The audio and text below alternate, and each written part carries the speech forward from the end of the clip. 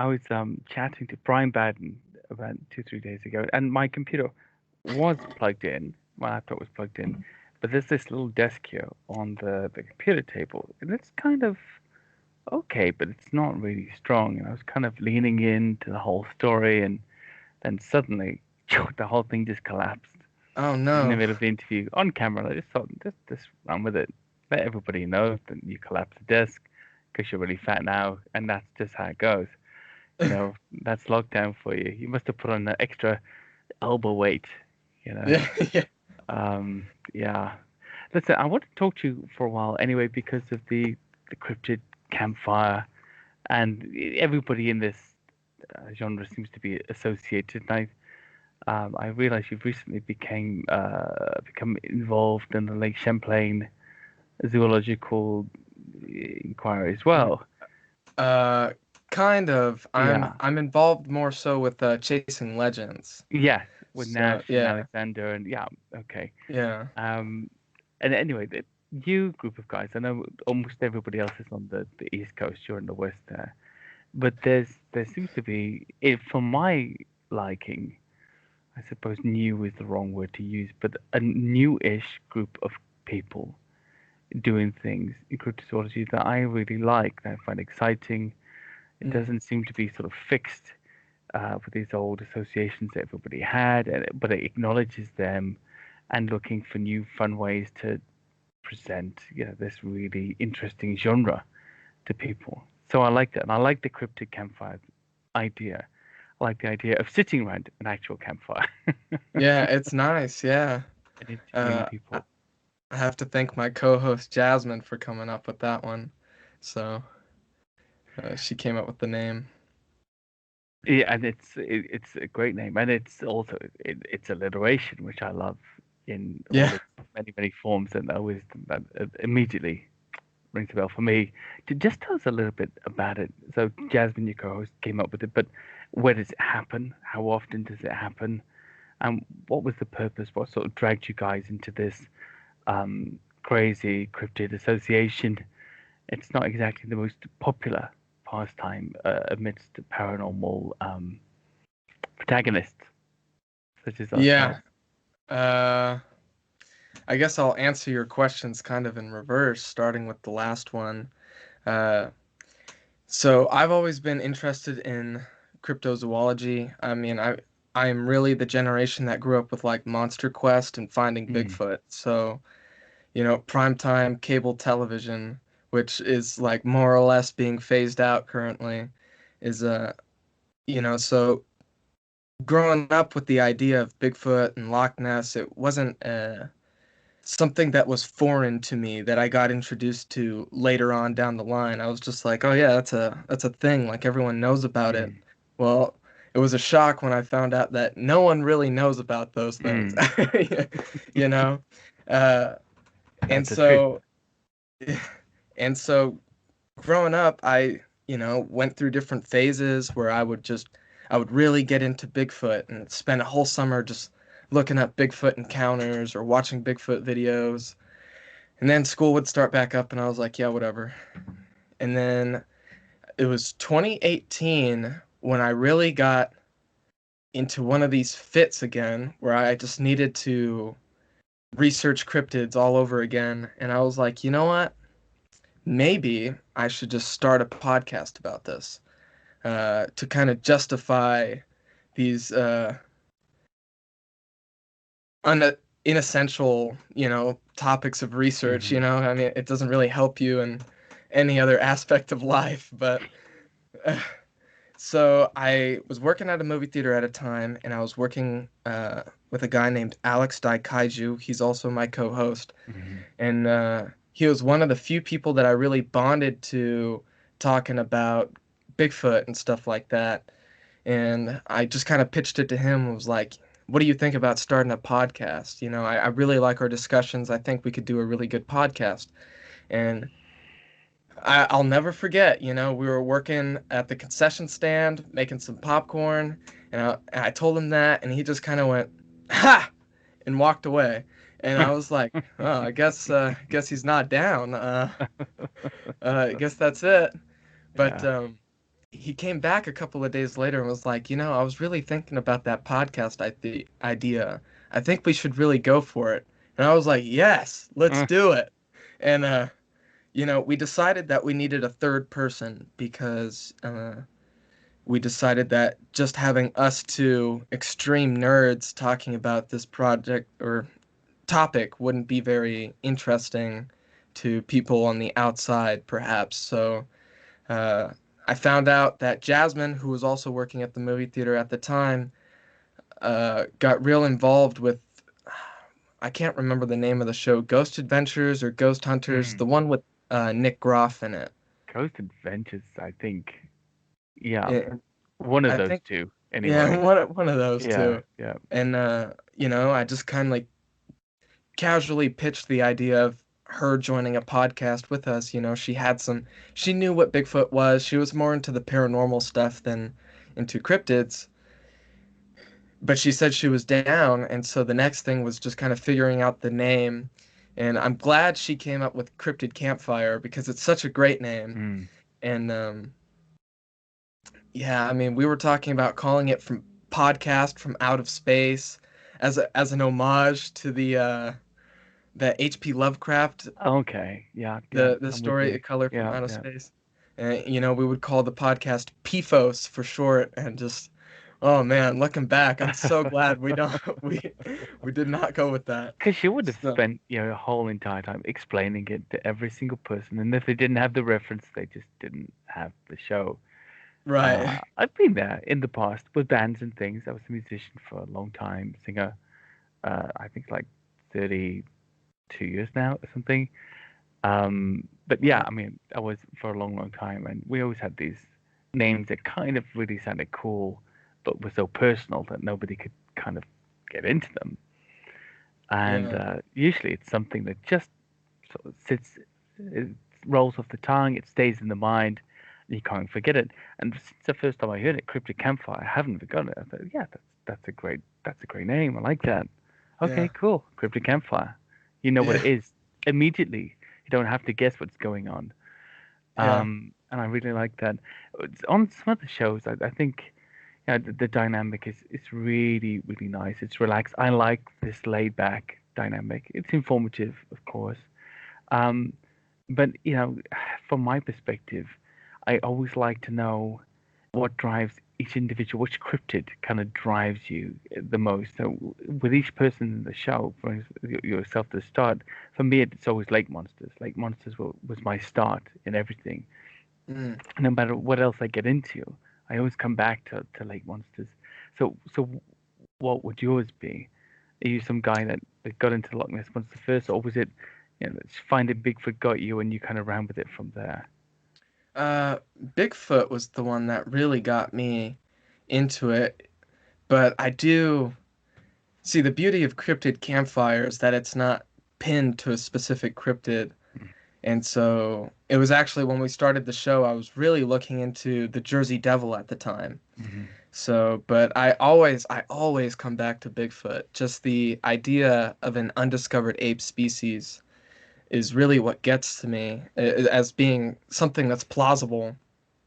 But even more so, I think even more than Bigfoot, it's probably the Yeti. That's one that I've kind Mm-hmm. of, you know, yeah, I guess it's under the Bigfoot umbrella, but for a long time, the Yeti wasn't. The Yeti Mm-hmm. was it. When the first time the discussion about Bigfoot was being talked about in the United States, it was referred to as the Abominable Snowman of North America. Mm-hmm. So, and also one of my favorite movies of all time is King Kong. It's an Obviously, awesome movie. Yeah, it's a amazing. giant ape, so I think that kind of goes hand in hand. I So, think it really does. Interesting that you should bring up the Yeti as well, because I was watching the Hammer horror Peter Cushing Abominable Snowman just today. oh And I wow. looked at the date that it was issued, which was 1957, which was Hmm. 5 days after the Shipton photographs were published. 5 days, 5 years, sorry, Oh wow. after the Shipton photographs. Just 5 days. It was so quick the way they make movies in the past. 5 years after the Shipton photographs were published, I thought, wow. And actually, in the film, there's a lot of developed concepts of what that we still use today as to Hmm. what these unknown apes look like. They're tall, they're strong, they're fast. He even talks about telepathic thought being used by the Yetis to control them, to scare them, and um, which I found fascinating because essentially people who've never seen that movie use some of that perhaps movie folklore or who knows which aspect it came from first, the tales of the Yeti or the movies, or it was intermingled into something, and that exists in our Bigfoot folklore today. But Right. most of us don't know about it. We don't watch that movie. We can't pinpoint that's where it came from. So, what are your thoughts on life imitating film, film imitating life? Where are we with the Bigfoot thing? Because there's so much media, especially with Finding Bigfoot, and that which is one of my favorite shows, and all the other shows that have come out of that. Are we at a point now where Bigfoot is so big on social media that a lot of the experiences people feel that they're having or they're believing in, is this a kind of an imitation of something that was made up? Uh, The Hmm. the character traits that is, not the creature itself. Yeah, I think you have a similar thing happening with the Beast of Boggy Creek, Mm. or that is that what it's called? The Legend of Boggy Creek. Yeah, yeah. Yeah, that's the one where, and I have seen that Hammer film as well, the Abominable Snowman. I just Mm. watched that like a month or two ago. Yeah. I need to go back and rewatch it. I was pulling an all-nighter, stayed up for like 32 hours straight, and I just kind of Wow. watched it in this half delirious state. But yeah, that was a lot of fun. It's a good time to watch it. Absolutely. Yeah. Yeah.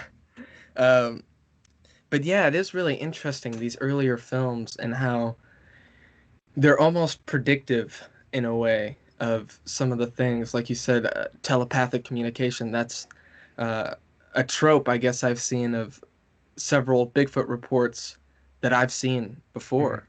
Telepathic communication, or even just verbal communication in general. Or you have in Boggy Creek where they talk about it always follows the creeks. And that's something that seems to, I guess, true for most animals is that they gravitate towards water Mm. sources. But it just, I mean, you think about the most famous piece of footage of all time, the Patterson-Gimlin film was right there at Bluff Creek, was literally in the creek Yeah. bed, you know? So pretty interesting. I, I don't know. I just feel like these just wild guesses came true or happened to be accurate, but maybe there's just it's almost like a gut feeling. I guess I'm going about a weird way of trying to describe this, but you ever feel like, you get that gut feeling and then you don't listen to it about anything, like about making a decision and then you don't listen to it and it turns out that your gut feeling was right all along. Uh, It's almost exactly. this Yeah. the almost the same thing culturally to where just any kind of folklore or something, about it being, whether Bigfoot's the guardian of the woods or whether they follow the creeks, it's almost like a culturally accepted kind of idea, although there's no evidence or anything supporting it that will be verified later on down the road. I almost feel like it's an amplification of that gut feeling, but on a whole society. I think that's a pretty good explanation. I mean, whether there is a creature or not, which it would seem anecdotally at least, there certainly is something that people are seeing. Mhm. However, that's been amplified with its popularity, at the moment. Regardless of that, there is something around. Um, but yeah, perhaps that gut feeling is there, and people somehow feel that these animals are around. Somebody explained to me before about dragons, dragon depictions in ancient Mm. mythology and cultures, and I come from Wales originally, which we have a dragon on our flag. So, Mm. it's a green and white flag with a big red dragon on the front, and it doesn't really much look like any living creature that existed in the past, but it has a few strange features. it has a sail tail. So it has the diamond-shaped tail, and that's been a feature of the flag since before we knew from fossil records that pterosaurs may have had a sail tail, Mm. diamond-shaped tail. It's a kind of lucky guess if you think about it, Yeah. or it sort of reminds you that this depiction in the past was based on something that people saw, and that was passed down. And like you see in those old sea monster books, where a kind of whale-like creature with two spouts and some webbed feet and very odd features. People interpret legends and they interpret sightings too. It just seems to me that perhaps what we're looking at now is a real creature that once again, whose character is being morphed into what we would like it to be in our society for either like pop culture or to fill some kind of religious hole. By that I mean philosophical hole, because Mm. we don't have corporate religion so much anymore. Mm. So there's this gap that you can put stuff into and believe in, and I Mm. wonder if it kind of fills that place. Would you agree with that, or is it bad? Yeah, I mean, yeah, I mean, we talk about this a little bit in our Bigfoot Mountain series. That was our 8 episode series on Bigfoot, which I'm hoping that we can do a part 2 here soon. There's just so much to the topic to discuss, but we talk specifically about Bigfoot and pop culture and how, in the 1970s you have a whole slew of movies that come out that portray Bigfoot as this beast, this thing to be feared, it could be watching you right now, type of Mm, thing. But in the 80s you have a total shift to where Bigfoot is the guardian of the forest. He's a protector. He's a symbol of environmental protection. You have movies like Harry and the Hendersons that come mm, out, to where he's a peaceful, loving creature, you know, and I do see that, is there is a space. In talking a little bit about religion, I guess,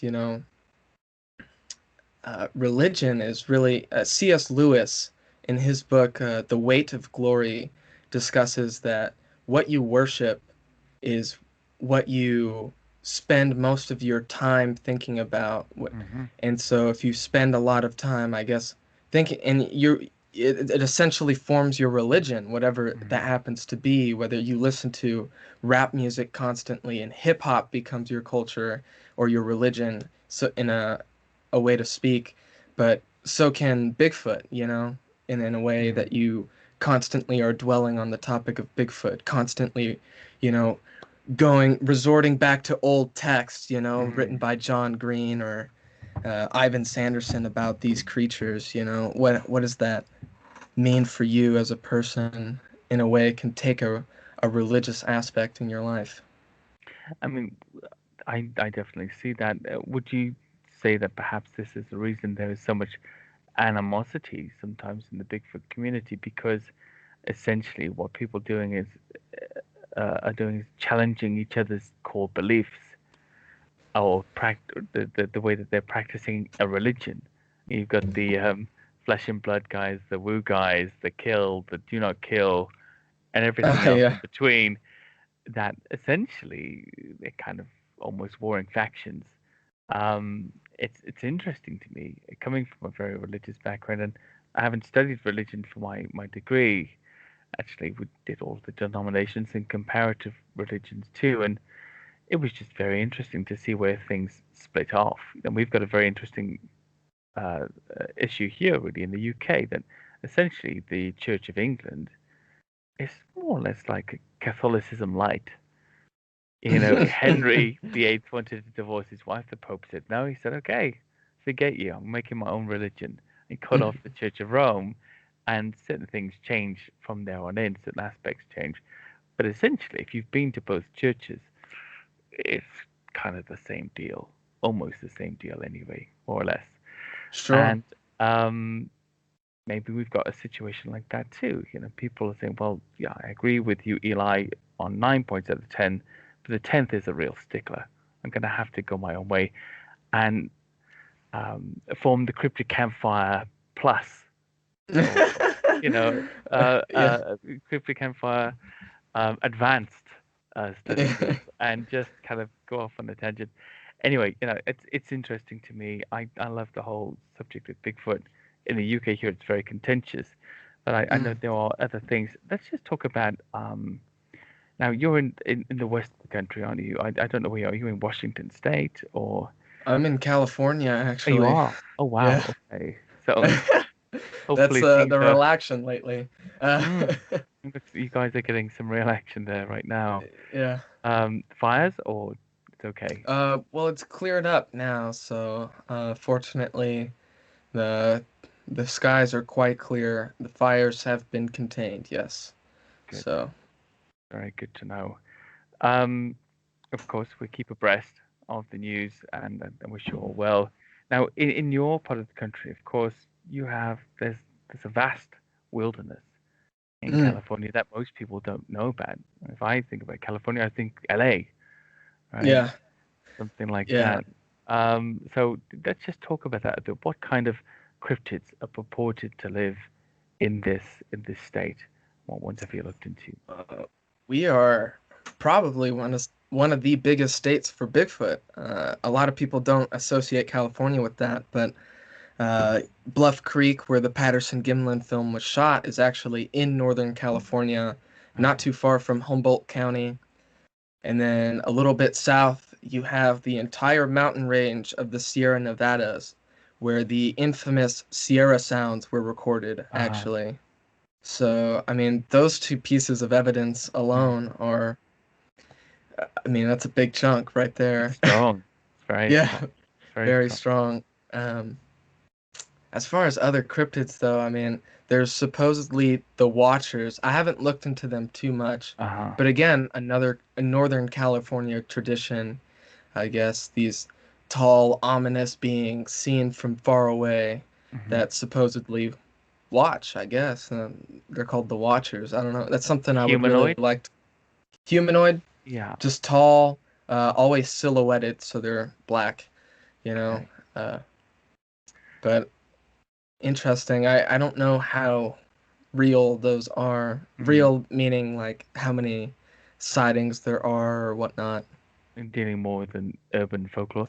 Do you have Yeah. things like Chupacabra style sightings there, or See, mysterious flying creatures, pterosaurs, giant raptors, things like that? we have. All right, here we go. You're ready. Let's do this. So, as far as what was the first one you mentioned? Oh, Chupacabra. Yeah, I yeah. ha I have not heard of any Chupacabra reports in the state of California at all. Uh, so I'm really intrigued about that. I'm sure someone somewhere has said they've seen the Chupacabra. The Chupacabra seems to be an amorphous type of Mm, cryptid. It doesn't really have a designated shape to it. yeah. You know, is it a dog? Is it some alien type creature? Who knows? We have the Fresno Nightcrawlers. Have you heard of Uh, those? The I walking pants. the walking pants. That's from Yeah, Fresno. Okay, yeah, from I've seen Fresno. the walking pants. Very, very curious. Yeah, yeah. I really don't know what those are, but Yeah, that's a fun one. yeah. We have the Lone Pine Mountain Devil, which Okay. is supposedly a living, like, raptor dinosaur, I guess. Wow. But I'm not really sure. I was talking to Carrick St. Laurent. I'm sure you know him. I Uh, literally just interviewed him the other day. oh, Yeah. yeah. Yeah, and Hugh and I were talking about it because he has a really big interest in the Lone Pine Mountain Yeah. Devil. And he was saying that he's pretty sure it's a complete hoax. So I'm like, all right, I haven't Okay. looked into it yet, but uh, oh, Well, I we mean, have the sorry. Borax Man of Death Valley, The what man? the Borax Man. Borax. So I forget Is that what a place? Borax Um, in Death Valley National Park. We no, have I mean, is Borax a place or no, no, no. It's a substance. ah, I forget exactly what it was used for. Maybe you could pull it up, but there Borax? was a, Okay. a borax factory in Ah, okay. What is it? Can you refresh me? Uh, Sodium tetraborate, powdery white mineral as a cleaning product. Yeah, Essentially, it gets rid of stains and mildew. yeah, yeah. Okay. And so in Death Valley, there was like a borax factory in the mid to late 1800s. I even think in the early 1900s. And they say as the story goes, a Chinese immigrant who is what filled up these factories fell into a vat of borax. Uh-huh. And as he was being taken care of, he was like screaming as his skin burned Oh and the God. borax flooded into his skin. But now supposedly he's seen wandering around Death Valley National Park as just a figure on the horizon that's completely white. Wow. That's pretty horrendous story, but it does really seem to me that we're missing a bit of a trick here. Since borax can be used to treat mildew, we call him Mildew Man, surely. Mildew man. Yeah, there you go.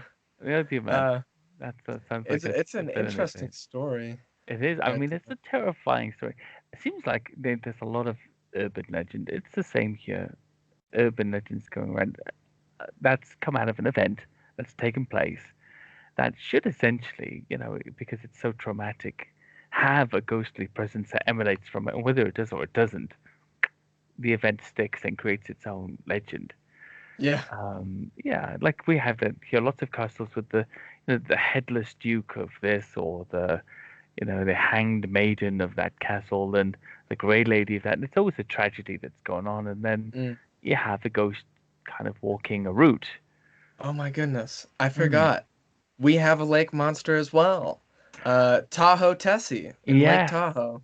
Aha. It's the only lake in California, right?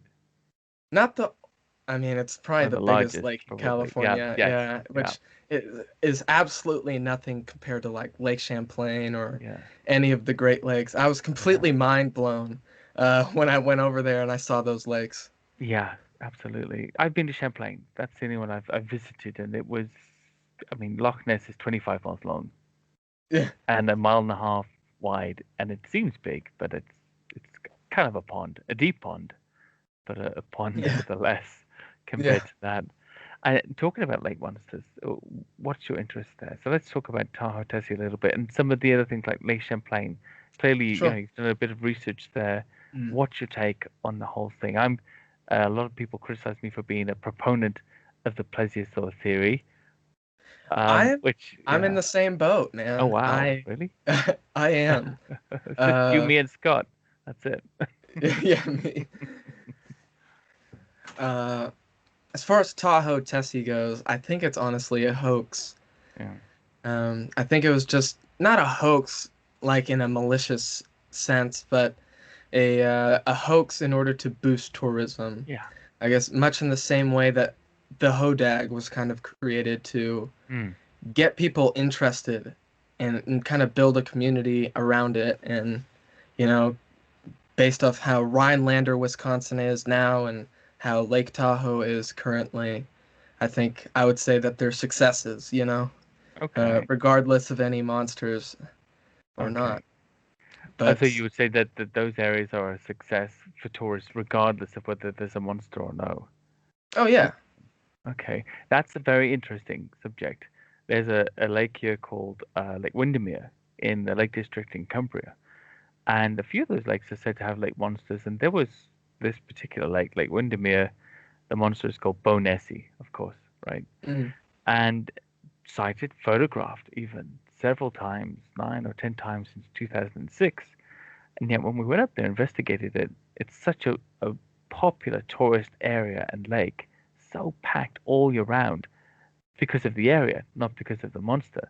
No, none mm, of the locals know about it. None of the tourists know about it. They're not there to see it. And it's right. odd how the popularity of those sightings dissipates when there's no tourism directly attached to it. Mm. Yeah, I mean, no one in Lake Tahoe knows about Tahoe Tessie very, Mm, very well, but uh, I feel like the enduring legacy is it got people to this beautiful location, and now people come for the location as that's true. well. Uh, I don't know if you've seen.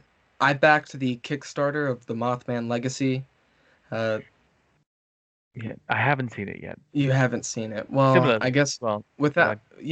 Point Pleasant, West Virginia wasn't exactly known for anything until they started doing the Mothman Festival. But one aspect they talk about in the film is how people come for Mothman, but keep coming back for Point Pleasant itself. So I feel like a lot of these other uh, touristy cryptids Mm. have a similar legacy, but not as popular as Mothman. No, but I mean that's super popular. I mean, for a cryptid that has in that area at least so few sightings attached to it, Right. it's really super popular. You know, there's Yeah. not a lot of information to mine there. I really like it. Of course, every couple of days or before COVID anyway, every couple of days, I'd see a colleague photograph standing in front of that silver statue. You know, that's kind of a thing, isn't it? That happens all the time. That I like. If the town's a nice place to stay, if people enjoy it and enjoy it, it shows that the locals are enjoying the benefit of it and they're appreciative or welcoming to the people who come in, so much so that Mm, they like to be there. I found a different thing in Loch Ness, really. You know, I suppose 80, was it 85, 86 years later, I'd compare it more to sort of aging cryptozoological Coney Island. You know, it's okay. it's kind of a bit knackered. You know, it's really expensive. There's not a lot of facilities, but everything you get given for the expense is sort of a bit cheap Mm, and miserly. And yeah, you know, they just the, I think the locals are just used to this mass of tourists coming, 250,000 to 300,000 a year. Uh, and the area is really underpopulated. So, for example, Inverness is a city near Loch Ness. I suppose that's got a reasonable population. But around the loch, the most populous town in number of residents is 500 people. So, wow. yeah, it's still kind of pristine in a way. Um, Yeah. mm, with a few, as I say, sort of knackered exhibits floating around in between, but still beautiful. Um, with Lake Champlain that you visited there too, Yeah. as well. What did you think of the lack of, I suppose, lack of monster dollars being being funneled into that area? Because that's a big fishing lake as well. Again, a lot of people go Yeah. there for sports and fishing. I thought that the merch, the monster merch was kind of lacking, severely lacking in that area.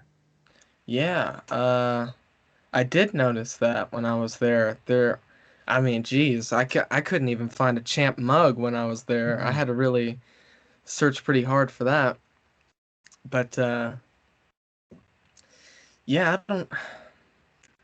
Maybe just people don't care. I don't know. I really don't know about that. And there's a lot of stuff happening around Lake Champlain, like a lot of farmland. That's really what it Yeah. seems to be. And I mean, it just happens to be with more rural places like that they don't talk about weird things. Mm. You don't do that around the community, you know? And I guess that's more of a, I don't want to say archaic, but like an older way of looking at it, you know? No. Yeah, Uh, definitely.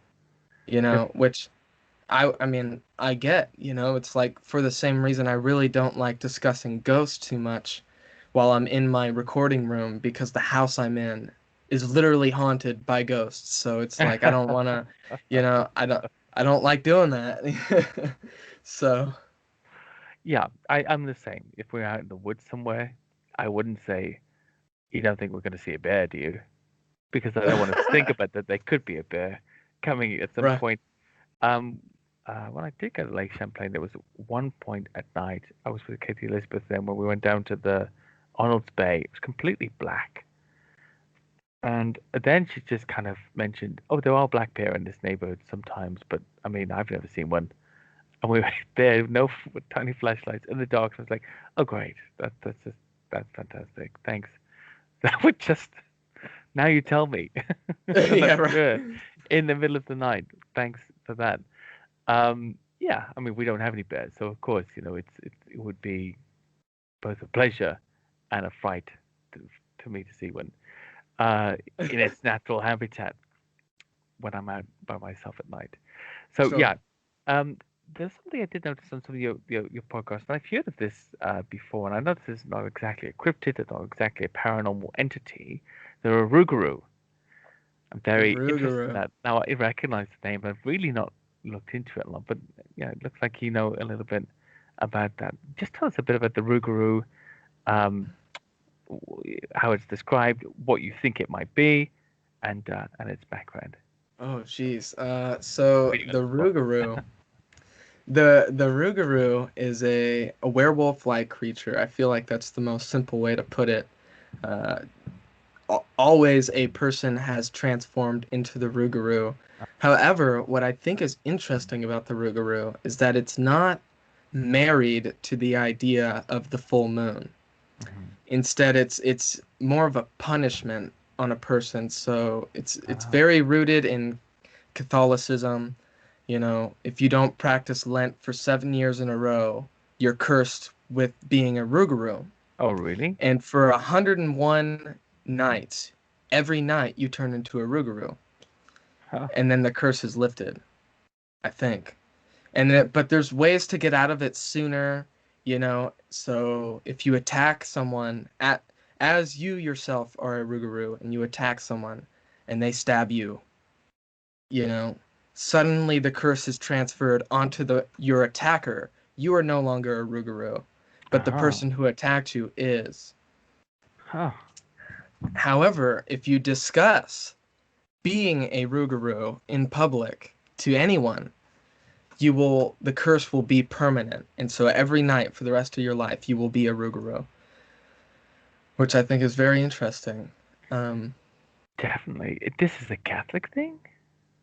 it seems to be Is it so Creole, like a Catholic Creole crossover or something? Or where is it yes, based? so it comes from the idea of the loup garou from Uh, France, okay. and So it's a Creole as thing. as they migrated over, I'm sure you know, they migrated over to what Hmm. is present day Quebec, Uh-huh. and then from there the Cajun people moved down Hmm. to modern day Louisiana, and then just kind of continued Okay. on. That Yeah. makes sense. Oh, There's little strains of Catholicism, little strains of voodoo and European mm-hmm. folklore all mashed in together. Oh yes. I think my favorite aspect is okay, so I have two then. So it cannot count past the number 12. Oh, really? So supposedly, if a Rougarou is chasing you, you can throw 13 pennies on the ground, and it will stand there and try to count the pennies. But because there's 13, it won't be able to comprehend and just Wow. keep recounting them until the daylight comes. I think that's like why 12, but uh, I would imagine that's a religious thing. 12 disciples in Christ. oh The yes. 13, yeah. So that's why I can't count past to the 13. I would imagine Oh it's something man. to do with that. Yeah. I don't know Yeah. why I didn't think of that. That's so straightforward too. Wow. Yeah. Yeah. I just popped in there, but there you go. Those 3 years of university weren't wasted. Yeah. Um, Yeah. So that's do very, very I interesting. I think it's more of a paranormal thing. I feel kind of the same about all dogman type Hmm. creatures, you know. There's Yeah. this big debate, what's the difference between a dogman and a werewolf? And essentially the only way to know the difference between the two is if you see a werewolf mid transformation, you know. Yeah. Okay. Yeah.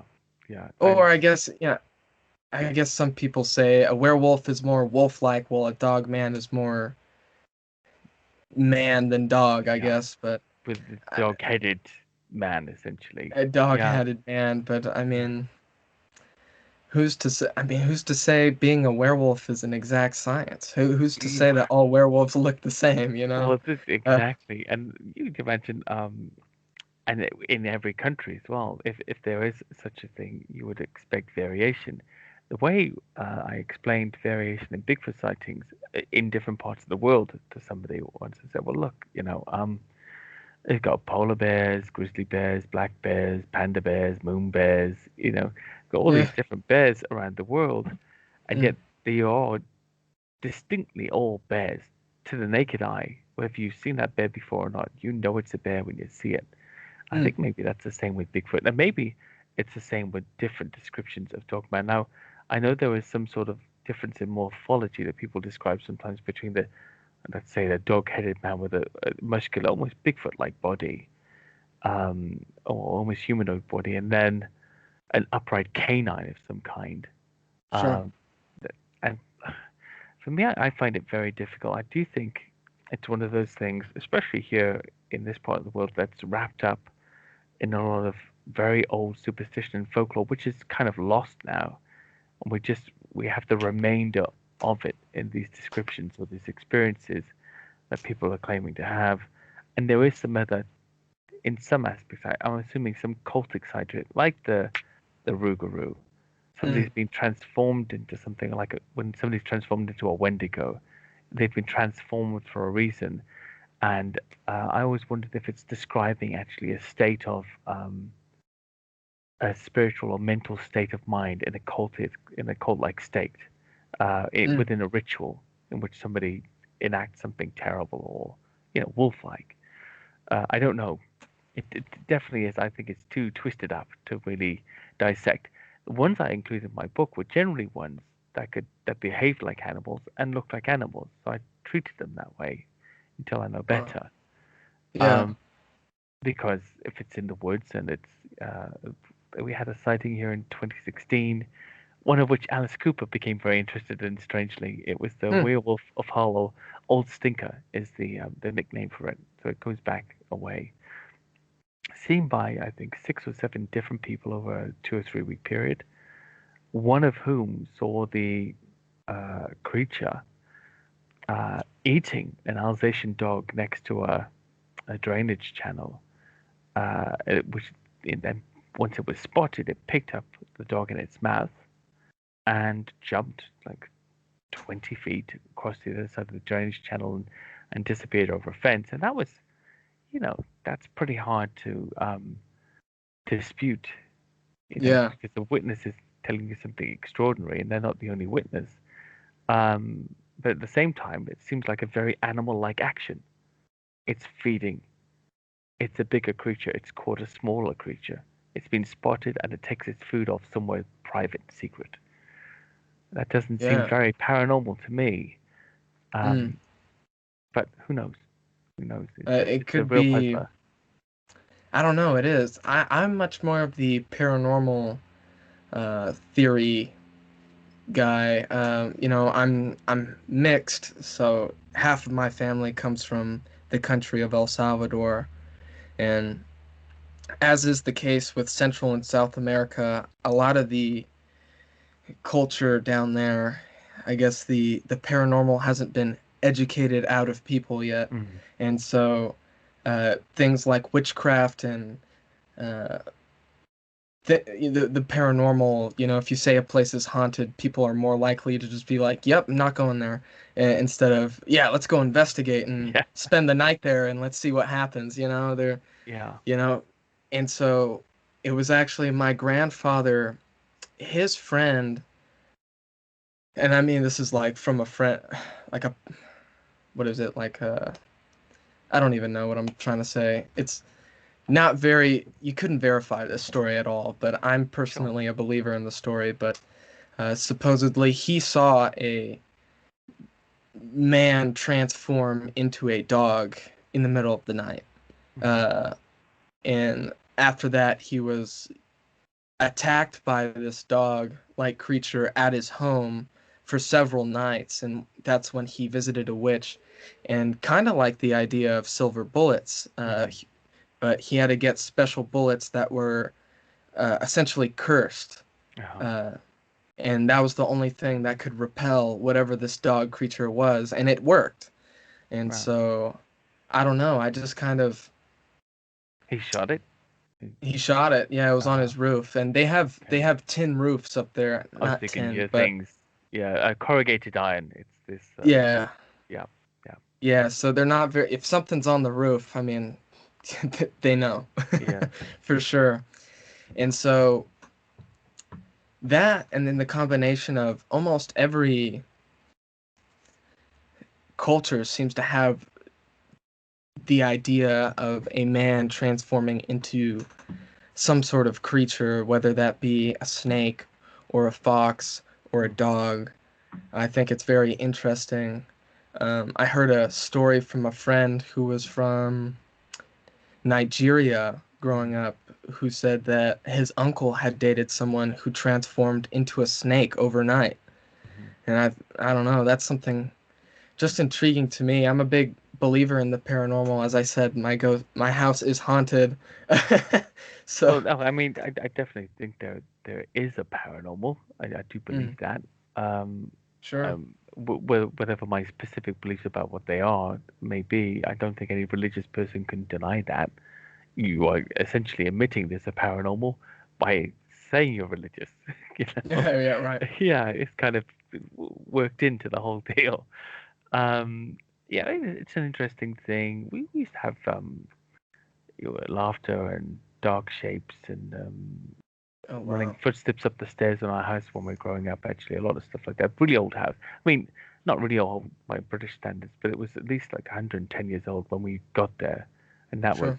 that was almost like 47 years ago. So, um, you know, it was just one of those places. We also, my family had a martial arts federation, and that was an old Salvation Army building, and they'd converted it, and there was a big gym downstairs we used to use when we were teenagers, and yeah, you would just hear like the sound of running up the stairs into the dojo upstairs, and you'd hear kids laughing, but there was never anybody there. So it's kind of a bit of a creepy place if you're by yourself. Mm. But yeah, you try not to think about it because, of course, if you did, you're in the creepy place, right? You don't want to bring the creep in. I Yeah, I'm not really sure. I'm interested. I think your view on it is very interesting. You also brought up something that's curious, which is this. Um, so I heard a story about somebody who saw somebody transform from a man into a wolf and then attack the house for several days.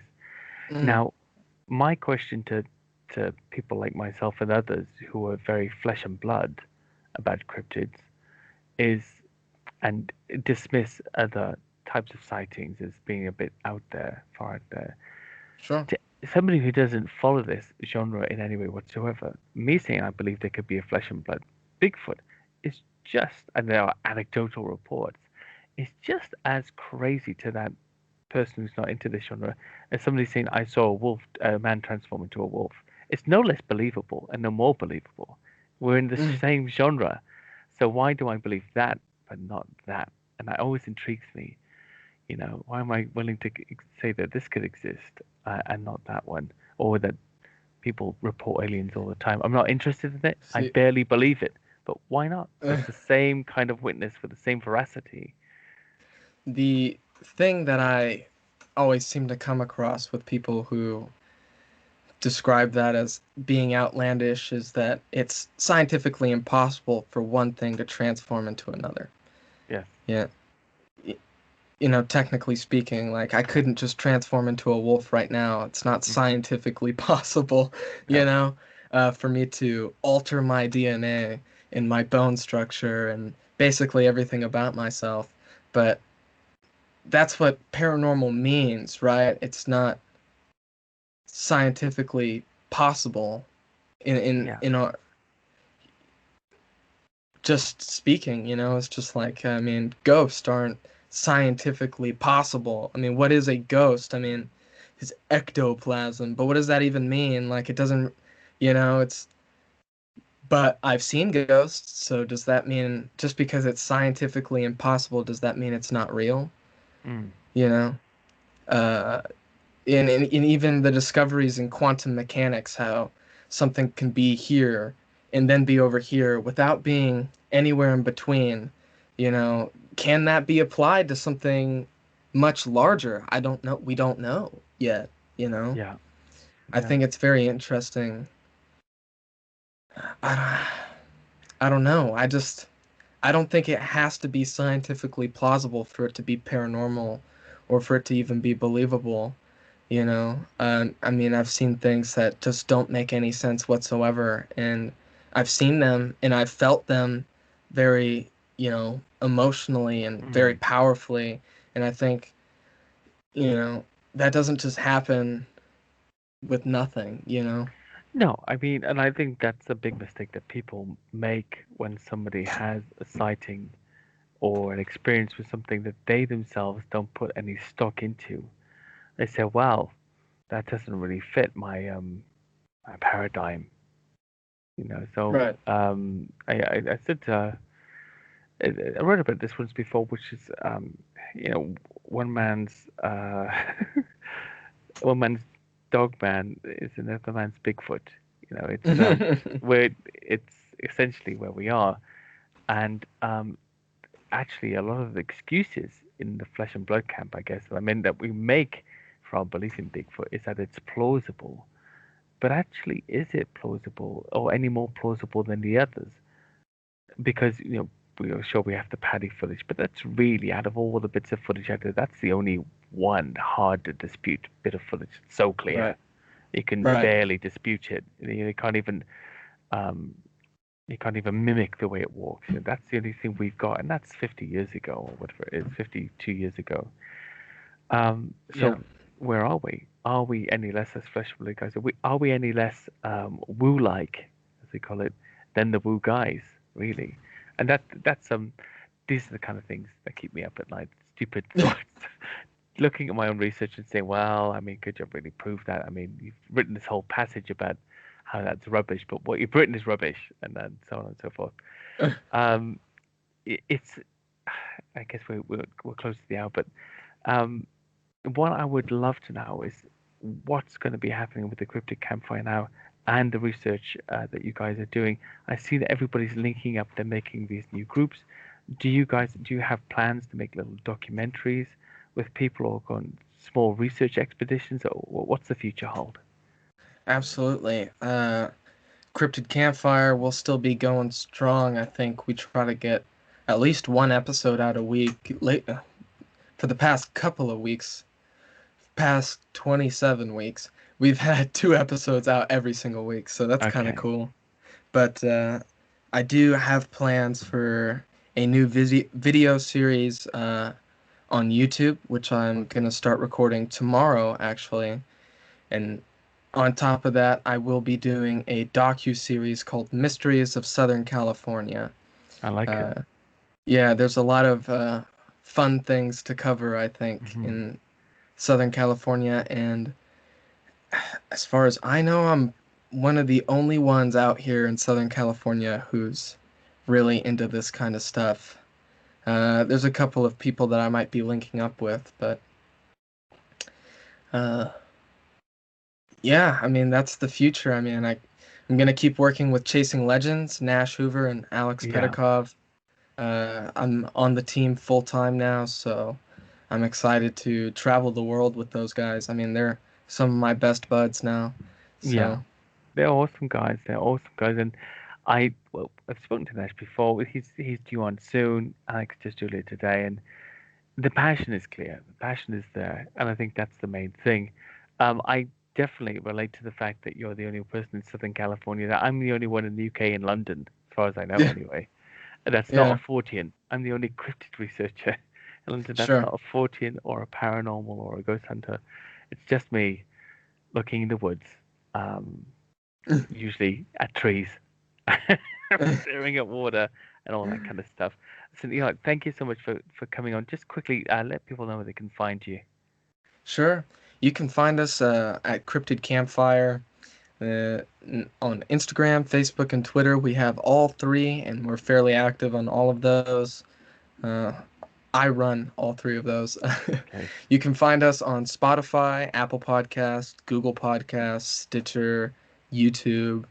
We're also on all of those. That's where I upload the podcast episodes. So if you guys Oh, and visit our website, cryptidcampfire.com, where you can get yourself an exclusive Cryptid Campfire t-shirt, which I'm wearing right now. Fantastic. And yeah, I hope to see you guys over on Cryptid Campfire sometime. That sounds awesome. And yeah, I'm definitely going to be checking it out more. Thank you so much for joining us, and have a lovely rest of the day. Thank you. You too.